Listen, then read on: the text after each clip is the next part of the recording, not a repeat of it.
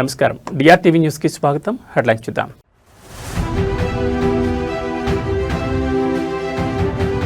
కిరాయి గ్యాంగులపై చర్యలు తీసుకుంటే జగన్ అడ్రస్ గల్లంతేనన్న పవన్. సోషల్ మీడియాలో అసత్య ప్రచారాలు చేస్తే కఠిన చర్యలు తప్పవని వార్నింగ్.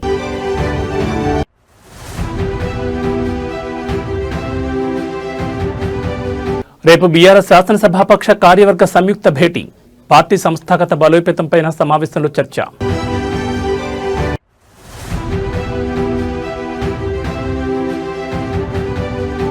అస్సాంలో ఘోర రైలు ప్రమాదం. ఏనుగుల గుంపును ఢీకొన్న రాజధాని ఎక్స్ప్రెస్.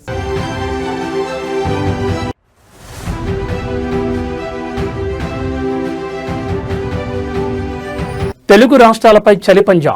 సింగిల్ డిజిట్కి పడిపోతున్న ఉష్ణోగ్రతలు. ఇక డీటెయిల్స్ చూస్తే వైసీపీ అధినేత జగన్ కు డిప్యూటీ సీఎం పవన్ కళ్యాణ్ తీవ్ర స్థాయిలో హెచ్చరికలు జారీ చేశారు.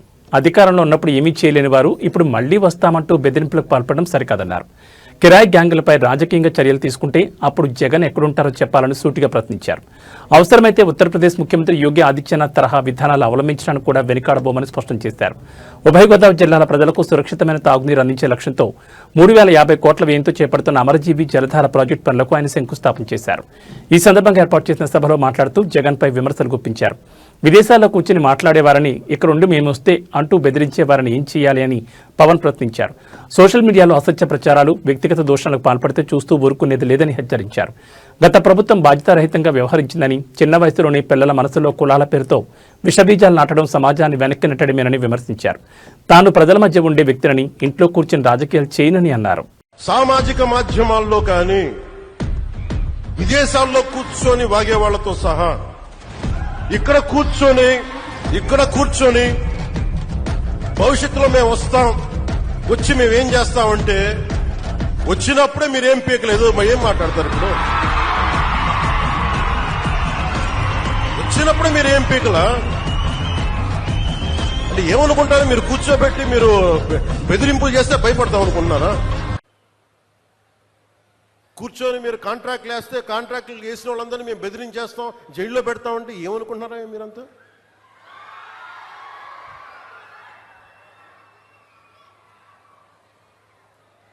మేమేం మాటలా గుర్తుపెట్టుకోండి.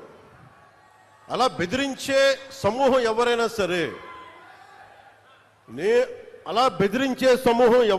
సరే మిగతా వారి గురించి నాకు తెలియదు. పవన్ కళ్యాణ్కి అధికారం ఉన్నా అధికారం లేకపోయినా పవన్ కళ్యాణ్ ఎప్పుడు పవన్ కళ్యాణ్ లాగే ఉంటాడు. భయపడడం చాలా, ఇంట్లోంచి బయటకు వచ్చేటప్పుడు తిరిగి వెళ్తాం లేదు అని డిసైడ్ అయ్యే వస్తాం. అందువల్ల మీ ఆకు రౌడీలు కానీ అలాగే చెప్తున్నారు. ఏదైనా మాట్లాడితే అధికారులు కూడా భయపడుతున్నారు. ఎందుకు భయపడుతున్నారంటే చెవుల్లో చెప్తారు, అదే సార్ వాళ్ళ వెనక చాలా మంది రౌడీలు ఉంటారండి, కిరాయి హంతకులు ఉంటారంటే మీకు కరెక్ట్గా యోగి ఆదిత్యనాథ్ లాంటి ట్రీట్మెంట్ కనుక ఒక్కొక్కడికి ఇస్తే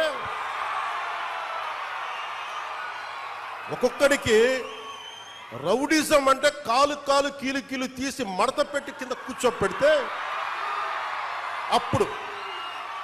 ఎన్నికల్లో ఓటమి తర్వాత ఫామ్ హౌస్ కే పరిమితమైన బీఆర్ఎస్ అధినేత మాజీ ముఖ్యమంత్రి కేసీఆర్ మళ్లీ క్రియాశీలక రాజకీయాల్లోకి వస్తున్నారు. చాలా రోజుల విరామం తర్వాత ఆయన రేపు తెలంగాణ భవన్కు రానున్నారు. రాష్ట్ర సాగునీటి హక్కుల పరిరక్షణ కోసం కాంగ్రెస్ ప్రభుత్వంపై పోరాటానికి సిద్దమవుతున్నారు.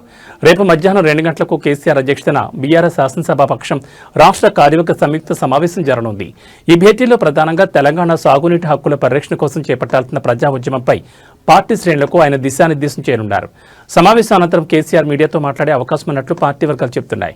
పాలమూరు రంగారెడ్డి ప్రాజెక్టులో రాష్ట్ర ప్రభుత్వం కేవలం 45 టీఎంసీలకి అంగీకరించి తెలంగాణకు అన్యాయం చేసిందని బీఆర్ఎస్ ఆరోపిస్తోంది. నదుల అనుసంధానం పేరుతో ఆంధ్రప్రదేశ్కు కేంద్ర ప్రభుత్వం సహకరిస్తోందని, రాష్ట్రం నుంచి గెలిచిన 8 మంది బీజేపీ ఎంపీలు ఈ విషయంపై మౌనంగా ఉన్నారని కేసీఆర్ ఆగ్రహంతో ఉన్నారు. ఈ అంశంలో కాంగ్రెస్ బీజేపీలను ప్రజల ముందు దోషులుగా నిలబెట్టాలని బీఆర్ఎస్ భావిస్తోంది. మరోవైపు పార్టీ ప్రక్షాళన, సంస్థాగత బలోపేతంపై కేసీఆర్ దృష్టి సారించినట్టు తెలుస్తోంది. ఇందుకు సంబంధించిన ప్రణాళికలపై కూడా ఈ సమావేశంలో చర్చించే అవకాశం ఉంది. చాలా కాలం తర్వాత తమ అధినేత తెలంగాణ భవన్కు వస్తుండటంతో బీఆర్ఎస్ శ్రేణుల్లో కొత్త ఉత్సాహం నెలకొంది. విలేకరు మిత్రులు దయచేసి there is no confusion. I am straight.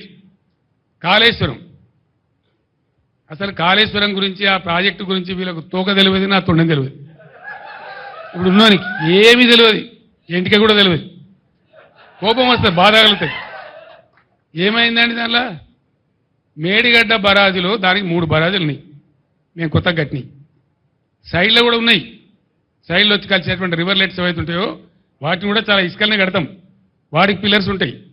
మొత్తం ఆ రివర్లెట్స్ కోసం కట్టినటువంటి ఉపనదుల మీద కట్టినవి కానీ మెయిన్ గోదావరి మీద కట్టినవి కానీ అన్ని బ్యారేజీల మీద కలిపి 300 చిల్లర ఉంటాయి ఇది పిల్లర్స్ బ్రహ్మాండంగా. 3 బ్యారేజీలలో కలిపి దాదాపు 200 చిల్లర గేట్లు ఉంటాయి. అంత పెద్ద పని అది. దాని తర్వాత ఒక్కొక్క పంప్ హౌస్ మొన్న వీళ్ళు ఒత్తిరు కదా నందిమేడారంలో వరద కాలువలో నీళ్ళు పోయడానికి. కాళేశ్వరం అయిపోయింది, మరి ఆ పంప్ ఎందుకు వచ్చినావు? మరి నేను అడుగుతా ఉన్నా, ఎట్లా వచ్చినాయి నీళ్ళు? మరి ఎందుకో వచ్చే కాళేశ్వరం లేనిదే వచ్చినాయా? మేమేం చేసినాం? మీలాగా లత్కోర పని చేయలే. మేము కడుతుంటే కాళేశ్వరం ప్రాజెక్టు కడతా ఉంటే 2 బ్యారేజీలు తెలంగాణ కాంగ్రెస్ నాయకుల యొక్క అసమర్థత వల్ల సమైక్య పాలకులు పెండింగ్లో పెట్టిన దశాబ్దాల తరబడి. ఇవి ఇక్కడ మిడ్మానేర్ ప్రాజెక్టు అసంపూర్తిగా పెట్టిండ్రు, అక్కడ ఎల్లంపల్లి బారాజ్ అసంపూర్తిగా పెట్టిండ్రు. వాటిని మేము అగమేఘాల మీద కంప్లీట్ చేస్తూ ఉన్నాం. ఒక సీజన్లో మేము పనిచేస్తూ ఉంటే కట్ట నింపుతూ ఉంటే మాచారెడ్డి మండలంలో 25 సెంటీమీటర్ల వర్షం కురిసి పెద్ద వరద మానేరు వాగులు వచ్చేసి ఆ మిడ్మానేర్ కట్ట కొట్టుకొని పీకినారు. అది కట్టినోడు ఎవడండి? ఇవాళ అడ్డం పొడుగు మాట్లాడే కోమటిరెడ్డి వెంకటరెడ్డి మంత్రి, ఇవాళ మంత్రి. వాళ్ళ కంపెనీ, వాళ్ళ అమ్మ పేరు మీద ఉండే కంపెనీ వాళ్ళు కట్టిండ్రు. మేము మీ లెక్క చిల్లరగాల లెక్క వ్యవసాయం. మేము ఏమనుకున్నాం ఆ రోజు? మేఘాల మీద కాళేశ్వరం కంప్లీట్ కావాలి, రైతులకు నీళ్లు రావాలి, ఎంత తొందరగా వస్తే అంత మంచిది, మంచినీటి బాధ పోవాలి, సాగునీటి బాధ పోవాలి రాష్ట్రంలో అని ఆరాటపడ్డాం తప్ప మేము ఆనాడు కోమటిరెడ్డి కంపెనీ మీద కేసు పెట్టలే. మేము పెట్టకపోదుమా, అని జైలు లేకపోదుమా? మీ లెక్క చిల్లర కథ వాడానంటే ఆ రోజు ప్రభుత్వం మా చేతిలో లేకుండానా? ఏలే, మేము ఆ చిల్లర పని చేయలేం మీలాగా. సరే దరిద్రుడు పోలేని చెప్పి కట్టినాం ప్రాజెక్టు, నింపి నిలబెట్టినాం, నిండా నింపి గంగమ్మలాగా తయారు చేసినాం. ఆ బ్రిడ్జి మీద పోతుంటే 2 పక్కల చూస్తే భయమయ్యే పరిస్థితి పెట్టినాం. అంత అద్భుతంగా నీళ్ళు కనబడేది, సముద్రంలా కనబడేది. దాన్ని మీరు ఇలా ఎడారి చేసినారు, నాశనం చేసినారు మీ తెలివి తక్కువతనం వల్ల, మీ అసమర్థత వల్ల. యాక్చువల్ ఫ్యాక్ట్ ఏంటండి రాహుల్ గారు? ఫ్యాక్ట్ ఈజ్ హానెస్ట్లీ టెలింగ్, గోదావరిలో వచ్చే వరద మామూలుగా ఉండదండి. ద ఫ్యాక్ట్ ఈజ్ దిస్, గోదావరిలో పైనుంచి నీళ్లు తక్కువ, కింద నీళ్లు తక్కువ. గోదావరిలో నీళ్లు వచ్చేదే, నీళ్లు దొరికేదే ప్రాణహిత, ఇంకొక ఆడ నీళ్లు లేవు. ఆ ప్రాణహిత దాటినాకనే కట్టాల. దానికోసం ఒక 6 నెలలు తపస్సు చేసినట్టు చేసి ఆ మేడిగడ్డను కనిపెట్టుకున్నాం. మేము కేంద్ర ప్రభుత్వ సంస్థ వ్యాప్కోస్ లైడార్ సర్వే కావాలంటే లైడార్ సర్వే కూడా చేసినాం. దాని డిజైన్ ఏంది అసలు వీళ్ళకి తెలుసా? వీళ్ళకి డిజైన్ గురించి అవగాహన ఉందా? ఏంది డిజైన్ ఏందండి? యాక్చువల్గా మేడిగడ్డ బరాజులో ఫ్యాక్ట్ ఏంటంటే గోదావరి పొంగేటువంటి 3-3.5 నెలలు గేట్లన్నీ ఎత్తే ఉంటాయి, గోదావరికి తలగాయి, నీళ్లు ఫ్రీ ఫ్లో ఉంటుంది, పోతా ఉంటుంది. మనకు అవసరమైన నీళ్ళు. జీహెచ్ఎంసీ వార్డుల పునర్విభజన ప్రక్రియ తుది దశకు చేరుకుందని అధికారులు చెబుతున్నారు. జీహెచ్ఎంసీలో 27 పట్టణ స్థానిక సంస్థలను విలీనం చేయడంతో పాటు జీహెచ్ఎంసీ పరిధిని 300 వార్డులు చేస్తూ ఈ నెల 9వ తేదీన జీహెచ్ఎంసీ డ్రాఫ్ట్ నోటిఫికేషన్ జారీ చేసిన విషయం తెలిసిందే. దీనికి సంబంధించిన 10వ తేదీ నుంచి అభ్యంతరాలు స్వీకరించాలని నిర్ణయించగా శుక్రవారంతో అభ్యంతరాల స్వీకరణ గడువు కూడా ముగిసింది. 6,000కు పైగా అభ్యంతరాలు వచ్చాయని అధికారులు తెలిపారు. దీంతో పాటు ఈ నెల 16 నిర్వహించిన స్పెషల్ జనరల్ బాడీ సమావేశంలోనూ రాజకీయ పార్టీలకు అతీతంగా ఎక్స్ అఫీషియో సభ్యులతో పాటు కార్పొరేటర్లు సైతం తీవ్రమైన అభ్యంతరాలు వ్యక్తం చేశారు. ఈ నేపథ్యంలో ఇటు పార్టీల నుంచి అటు ప్రజల నుంచి వచ్చిన అభ్యంతరాలను పరిష్కరించాలని జీహెచ్ఎంసీ నిర్ణయించింది. ఈ అభ్యంతరాలను జీహెచ్ఎంసీ అదనపు కమిషనర్, మరో 2 అదనపు కమిషనర్లు, చీఫ్ సిటీ ప్లానర్లతో నియమించిన కమిటీ పరిష్కరించాలని నిర్ణయించారు. జీహెచ్ఎంసీ వార్డుల పునర్విభజనపై వచ్చిన 6,000కు పైగా అభ్యంతరాల్లో వార్డుల పేర్ల మార్పులు, జనాభా వ్యత్యాసాలు, మ్యాపులు ఇవ్వాలని ఎక్కువగా ఉన్నాయని అధికారులు చెబుతున్నారు. అయితే సర్కిల్, జోన్లు, హెడ్ స్థాయిలో వచ్చిన ప్రతి అభ్యంతరాన్ని అధికారులు పరిశీలిస్తున్నారు. చట్టం ప్రకారం వివాదాస్పదం కాకుండా ఉండే పేర్లను మార్చాలని అధికారులు నిర్ణయించినట్టు తెలిసింది. దీంతో పాటు జనరల్ బాడీ సమావేశంలో కార్పొరేటర్లు లేవనెత్తిన జనాభా వ్యత్యాసాలను సైతం మార్పులు చేయాలని అధికారులు నిర్ణయించినట్లు సమాచారం. 1.30 కోట్ల జనాభా అంటే 300 వార్డులకు గాను సుమారు 45,000 వచ్చేలా అధికారులు కసరత్తు చేస్తున్నారు. 10% ఎక్కువ తక్కువలు ఉండే విధంగా చేయడానికి అధికారులు చర్యలు తీసుకుంటున్నారు. అభ్యంతరాల పరిశీలన, పరిష్కారానికి చెందిన రిపోర్టును ప్రభుత్వానికి పంపించాలని జీహెచ్ఎంసీ నిర్ణయించింది. ప్రభుత్వం పరిశీలించిన తర్వాత ఫైనల్ నోటిఫికేషన్ వచ్చే అవకాశం ఉంది. ఈ ఫైనల్ నోటిఫికేషన్ శనివారం లేదా సోమవారం ఇచ్చే అవకాశాలున్నాయని అధికార వర్గాల ద్వారా తెలిసింది.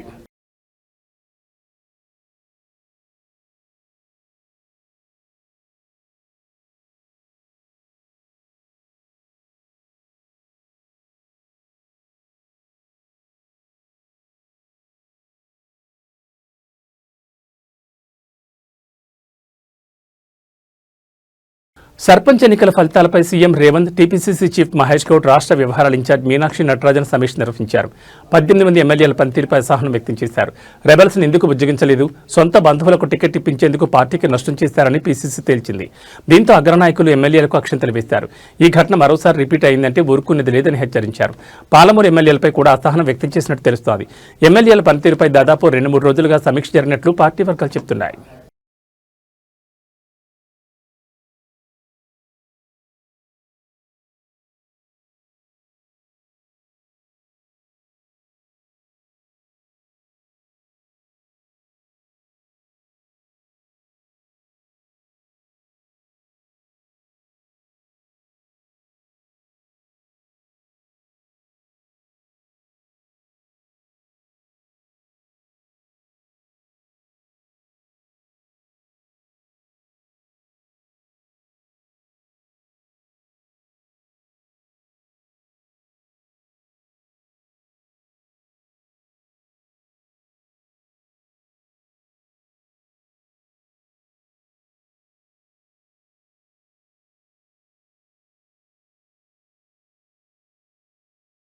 విశాఖపట్నంలోని హనుమంతవాక జంక్షన్ వద్ద శనివారం ఉదయం త్రుటిలో భారీ ప్రమాదం తప్పింది. స్కూల్ పిల్లలతో వెళ్తున్న ఒక ఆటో ఎదురుగా ఉన్న ఆర్టీసీ బస్సును వెనుక నుంచి బలంగా ఢీకొట్టింది. బస్ స్టాప్ వద్ద ప్రయాణికులను ఎక్కించుకోవడానికి ఆర్టీసీ బస్సు డ్రైవర్ ఒక్కసారిగా రోడ్డు మధ్యలో బస్సును నిలిపేయడమే ఈ ప్రమాదానికి కారణమని తెలుస్తోంది. బస్సు సడన్ బ్రేక్ వేయడంతో వెనుక వస్తున్న ఆటో డ్రైవర్ అదుపు చేయలేకపోయాడు. ఫలితంగా ఆటో బస్సు వెనుక భాగాన్ని ఢీకొట్టింది. ప్రమాద సమయంలో ఆటోలో పాఠశాల విద్యార్థులు ఉండడంతో స్థానికులు ఒక్కసారిగా భయాందోళనకు గురయ్యారు. అయితే అదృష్టవశాత్తు పిల్లలందరికీ స్వల్ప గాయాలతో పెను ప్రమాదం తప్పడంతో అందరూ ఊపిరి పీల్చుకున్నారు. స్థానికులు వెంటనే స్పందించి పిల్లలను ఆటో నుంచి బయటకు తీసి ప్రాథమిక చికిత్స అందించారు. రోడ్డు మధ్యలో బస్సులను నిలిపేస్తూ ప్రయాణికుల ప్రాణాలతో చెలగాటమాడుతున్న డ్రైవర్లపై కఠిన చర్యలు తీసుకోవాలని స్థానికులు డిమాండ్ చేస్తున్నారు.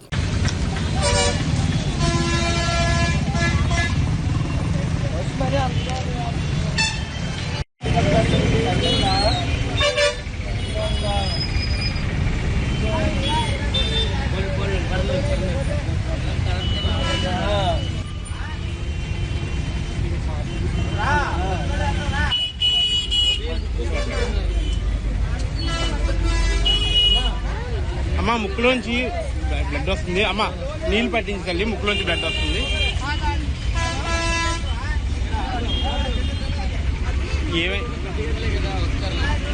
తెలంగాణ బీజేపీలో సినీ గ్లామర్ మళ్లీ తెరపైకొచ్చింది. అలనాటి ప్రముఖ హీరోయిన్ ఆమని ఈ రోజు కాషాయ కండువా కప్పుకున్నారు. నాంపల్లిలోని బీజేపీ రాష్ట్ర కార్యాలయంలో జరిగిన కార్యక్రమంలో పార్టీ రాష్ట్ర అధ్యక్షుడు రామచంద్రరావు ఆమెకు పార్టీ కండువా కప్పి సాదరంగా ఆహ్వానించారు. అనంతరం పార్టీ సభ్యత్వాన్ని అందజేశారు. ఈ సందర్భంగా నటి ఆమని మాట్లాడుతూ ప్రధాని నరేంద్ర మోడీ చేస్తున్న మంచి పనులకు ఆకర్షితురాలై బీజేపీలో చేరినట్టు తెలిపారు. భారతీయులు అని చెప్పుకోవడానికి గర్వంగా ఉంది. మోదీ అడుగుజాడలో నడుస్తూ ప్రజలకు సేవ చేయాలనే ఉద్దేశంతో పార్టీలో చేరారు. ఆయన సనాతన ధర్మం కోసం ఎంతో పాటుపడుతున్నారని ఆమె పేర్కొన్నారు. రాష్ట్రంలో కాంగ్రెస్ ప్రభుత్వం ఏర్పడిన తర్వాత ప్రజా పోరాటాలపై నెమ్మదిగా స్పందిస్తున్న బీజేపీ ఇప్పుడు అనూహ్యంగా సినీ తారలను చేర్చుకోవడంపై దృష్టి పెట్టడం రాజకీయ వర్గాల్లో ఆసక్తి రేపుతోంది.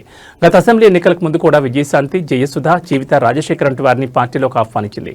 కొందరు అగ్రహీనులతో బీజేపీ జాతీయ నేతలు భేటీ కావడం, దర్శకుడు రాజమౌళి తండ్రి విజేంద్ర ప్రసాద్కు రాజ్యసభ సభ్యత్వం ఇవ్వడం వంటి పరిణామాలు చోటు చేసుకున్నాయి. శ్రీమతి ఆమని గారిని సత్కరించి భారతీయ జనతా పార్టీలో వారిని జాయిన్ చేయించినందుకు కోరుతున్నాం.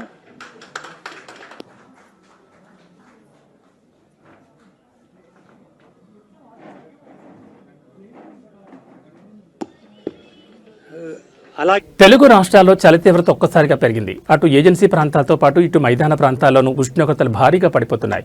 ముఖ్యంగా రాయలసీమలో సాధారణ కంటే 3 డిగ్రీలు తక్కువ ఉష్ణోగ్రతలు నమోదవుతుండడం ఆందోళన కలిగిస్తోంది. అల్లూరు జిల్లా డుమ్రిగూడలో అత్యల్పంగా 4.4 డిగ్రీల కనిష్ట ఉష్ణోగ్రత నమోదు కాగా తెలంగాణలోని పటాన్చెరులో 7 డిగ్రీలు, హైదరాబాద్ నగరంలో 10.8 డిగ్రీల ఉష్ణోగ్రతలు నమోదయ్యాయి. పొగమంచు ప్రభావంతో రాత్రి నుంచి ఉదయం వరకు ప్రజలు బయటకు రావడానికి గజగజ వణికిపోతున్నారు. రాబోయే 5 రోజుల పాటు చలి తీవ్రత మరింత పెరిగే అవకాశం ఉందని వాతావరణ శాఖ హెచ్చరిస్తోంది. ఉష్ణోగ్రతలు ఇంకా తగ్గుముఖం పట్టే అవకాశం ఉన్నందున ప్రజలు అప్రమత్తంగా ఉండాలని సూచిస్తున్నారు. ముఖ్యంగా వృద్ధులు, చిన్నపిల్లలు శ్వాసకోశ ఇబ్బందులు తలెత్తకుండా తగిన జాగ్రత్తలు తీసుకోవాలని, వేడి దుస్తులు ధరించాలని వైద్యులు కోరుతున్నారు. ఏజెన్సీ ప్రాంతాల్లో మంచు కురుస్తున్నందున వాహనదారులు ప్రయాణాల్లో జాగ్రత్త వహించడం అవసరమని డాక్టర్లు సూచిస్తున్నారు.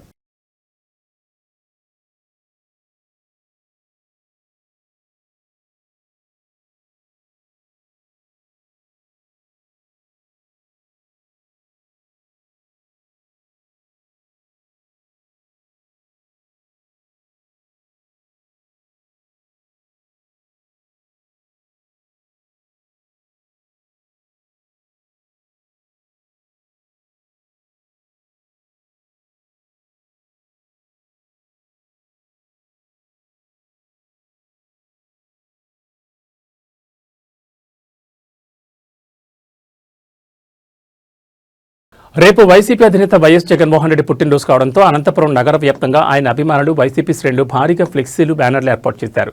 అయితే వీటిని మున్సిపల్ అధికారులు తొలగించడంతో నగరంలో హైటెన్షన్ నెలకొంది. నగరంలోని ప్రధాన కూడళ్లు వీధుల్లో అనుమతి లేకుండా ఫ్లెక్సీలు కట్టారన్న కారణంతో మున్సిపల్ సిబ్బంది వాటిని తొలగించడం ప్రారంభించారు. ఈ విషయం తెలుసుకున్న వైసీపీ స్థానిక నాయకులు కార్యకర్తలు అక్కడికి చేరుకుని మున్సిపల్ సిబ్బందిని అడ్డుకున్నారు. అధికారులకు వైసీపీ నేతలకు మధ్య తీవ్రస్థాయిలో వాగ్వాదం జరిగింది. తమ నాయకుడి పుట్టినరోజు వేడుకలను అడ్డుకోవాలని చూడడం సరికాదని వారు నిరసన వ్యక్తం చేశారు.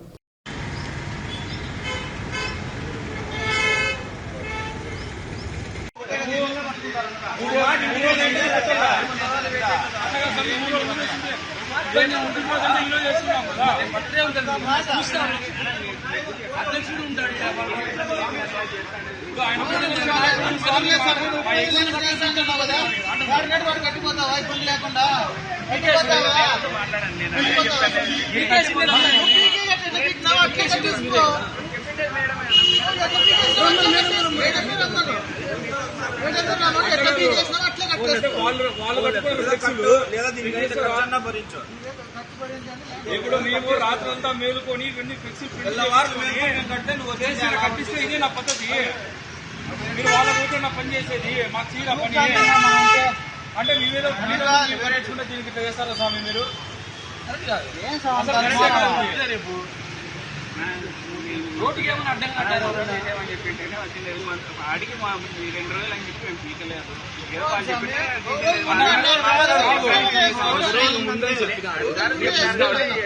నేను పొద్దున్నే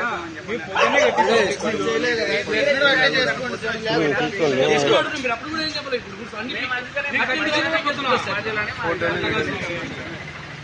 మేము కట్టించినదే పొద్దున జగన్మోహన్ రెడ్డి మా స్వామి బర్త్డే అయిపోయినాక నువ్వు తీయ అది కాదు. రేపు పెట్టుకుని తీయాలంటే వాంటెడ్ గా చేస్తాను స్వామి. ఇదేమన్నా మీరు చెప్పండి.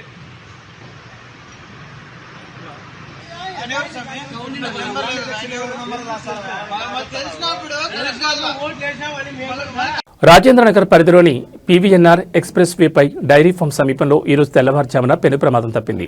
అతివేగం కారణంగా 2 కార్లు ఒకదానికొకటి బలంగా ఢీకొన్నాయి. ఎక్స్ప్రెస్ వేపై 2 కార్లు అత్యంత వేగంతో వెళుతూ నియంత్రణ కోల్పోయి ఢీకొన్నాయి. ఈ ప్రమాదంలో కార్లు తీవ్రంగా దెబ్బతిన్నాయి. కార్లలో ప్రయాణిస్తున్న 3కి తీవ్ర గాయాలయ్యాయి. ఘటనా స్థలానికి చేరుకున్న పోలీసులు బాధితులను వెంటనే చికిత్స నిమిత్తం సమీపంలోని ఆసుపత్రికి తరలించారు. ప్రమాదం జరిగిన వెంటనే ఎక్స్ప్రెస్ వేపై రాకపోకలు నిలిచిపోయాయి. కిలోమీటర్ల మేర వాహనాలు నిలిచిపోవడంతో ప్రయాణికులు తీవ్ర ఇబ్బందులు పడ్డారు.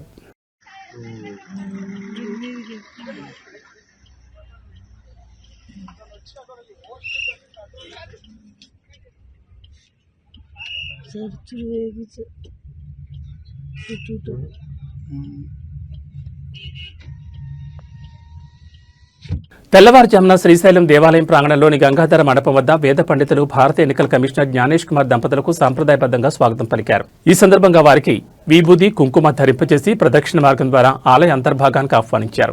మొదటగా ధ్వజస్తంభానికి నమస్కరించి శివ సంకల్పం చేశారు.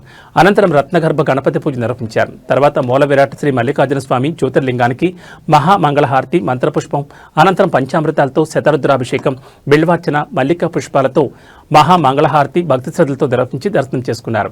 తదుపరి నందీశ్వర దర్శనం చేసి అర్చకుల చేత స్వామివారి తీర్థ ప్రసాదాలను స్వీకరించారు.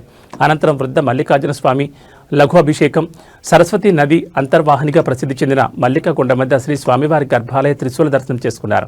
తదుపరి కుమారస్వామి దర్శించుకున్నారు.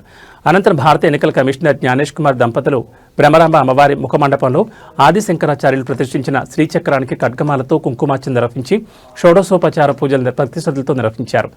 అనంతరం అమ్మవారి హారతి స్వీకరించారు. తర్వాత వేదాశీర్వచన మండపంలో వేద పండితులు ఆశీర్వదించగా అమ్మవారి తీర్థప్రసాదాలు, అమ్మవారి చిత్రపటాలు మరియు శేష వస్త్రాలను ఆలయ కార్యనిర్వహణాధికారి భారత ఎన్నికల కమిషన్కి సమర్పించారు.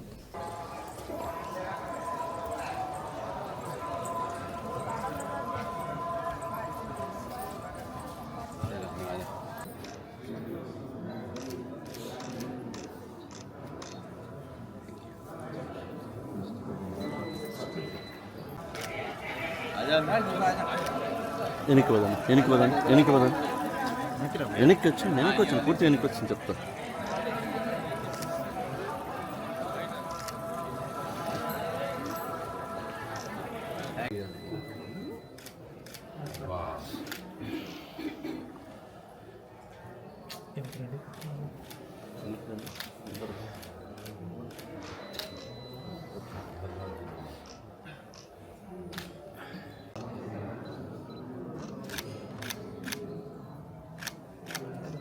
కొంచెం ఓకే చెప్పొద్దండి కొంచెం. ఓకేనా ఓకేనా రైట్ ఓకే సార్. అస్సాంలో ఘోర ప్రమాదం చోటు చేసుకుంది. హోజాయ్ జిల్లాలో ఈ రోజు తెల్లవారుజామున సైరంగ్ న్యూఢిల్లీ రాజధాని ఎక్స్ప్రెస్ రైలు ఏనుగుల గుంపును ఢీకొట్టింది. ఈ దుర్ఘటనలో 8 ఏనుగులు అక్కడికక్కడే మృతి చెందగా ఒక ఏనుగు పిల్లను అటవీశాఖ అధికారులు రక్షించారు. ప్రమాద తీవ్రతకు రైలు ఇంజిన్తో పాటు 5 బోగీలు పట్టాలు తప్పాయి. ఇవాళ తెల్లవారుజామున 2:15 ప్రాంతంలో మిజోరాంలోని సైరంగ్ నుంచి ఢిల్లీ వెళుతున్న రాజధాని ఎక్స్ప్రెస్ ఈ ప్రమాదానికి గురైంది. గౌహటికి సుమారు 126 కిలోమీటర్ల దూరంలో ఈ ఘటన జరిగింది. ప్రయాణికులకు ఎలాంటి గాయాలు కాలేదని అందరూ సురక్షితంగా ఉన్నారని రైల్వే అధికారులు స్పష్టం చేశారు. ప్రమాదవత తెలియగానే సహాయక బృందాలు అధికారులు ఘటనా స్థలాన్ని చేరుకుని సహాయక చర్యలు చేపట్టాయి. ఈ ప్రమాదం కారణంగా రైలు పట్టాలపై ఏనుగుల కళేభారాలు చెల్లాచెదరుగా పడడంతో ఈ మార్గంలో రైళ్ల రాకపోకలకు తీవ్ర అంతరాయం ఏర్పడింది. ముఖ్యంగా ఎగువ అస్సాం, ఇతర ఈశాన్య రాష్ట్రాలకు వెళ్లే సర్వీసులపై ప్రభావం పడింది. ప్రమాదానికి గురైన రైల్లోని ప్రయాణికులను అదే రైల్లోని ఖాళీ బెర్తుల్లో సర్దుబాటు చేశారు. గౌహటి చేరుకున్న తర్వాత అదనపు కోచ్లు జత చేసి రైలును తిరిగి ఢిల్లీకి పంపిస్తామని అధికారులు తెలిపారు. కాగా ఈ ప్రమాదం జరిగిన ప్రాంతం ఏనుగుల కారిడార్ కాదని అటవీ అధికారులు తెలిపారు. రైలు పట్టాలపై ఏనుగుల గుంపును గమనించిన లోకో పైలట్ వెంటనే ఎమర్జెన్సీ బ్రేకులు వేసినప్పటికీ ఏనుగులు వేగంగా రైలును ఢీకొట్టడంతో ఈ ఘోరం జరిగిందని తెలుస్తోంది.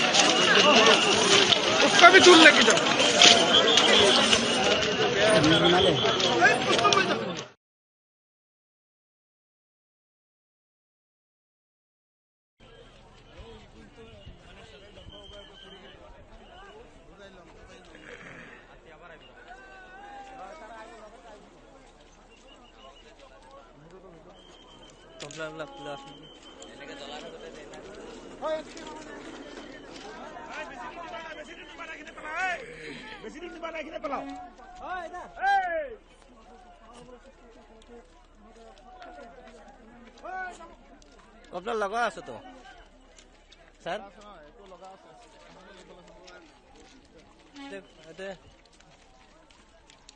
এটা স্টাফ আছে কিনা নাই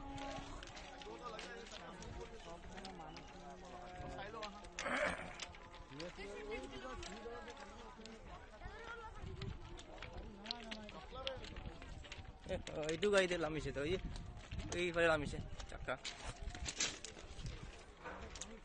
কপলার এটা স্টাফ খোলা না নাকি বহুত কপলাল আছে তো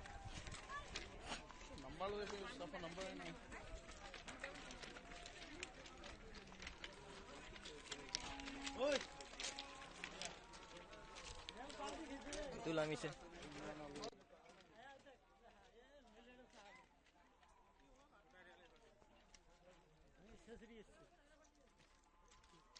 এফালে কাটি দিছে তো স্যার এফালে কাটছে এই গাড়ি এফালে কাটা আছে. ఇవి బులెటిన్ విశేషాలు. మరో బులెటిన్లో మళ్ళీ కలుసుకుందాం. నమస్కారం.